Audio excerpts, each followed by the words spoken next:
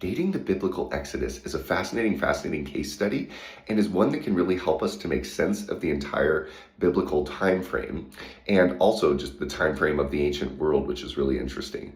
It's also a great study for those who so often spend so much time working through Christian theology and just wrestling with these very complex and deep questions. This one has a little bit less pressure, I would argue, and a little less weightiness to the conclusion, but it is interesting nonetheless. And what I'm going to look at today here is the distinctions between those who would place it in the 15th century BC and those who would place it in the 13th century BC.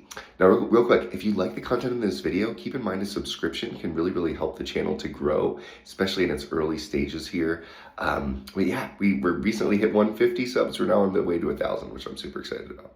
Okay, so again, the two main options on the table are the 15th century BC around, I believe it's 1440, 46, I believe, but mid 15th century BC. And the other one is more so the time of Ramses II, 13th century BC, okay? Now, here is one of the main reasons why, okay? In the scriptures, we're told that the Exodus occurred 480 years prior to the time of the building of Solomon's temple, okay?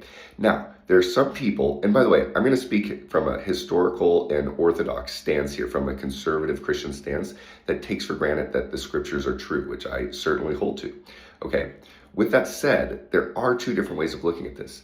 Is 480 years a strict dating of 480 years in our time frame?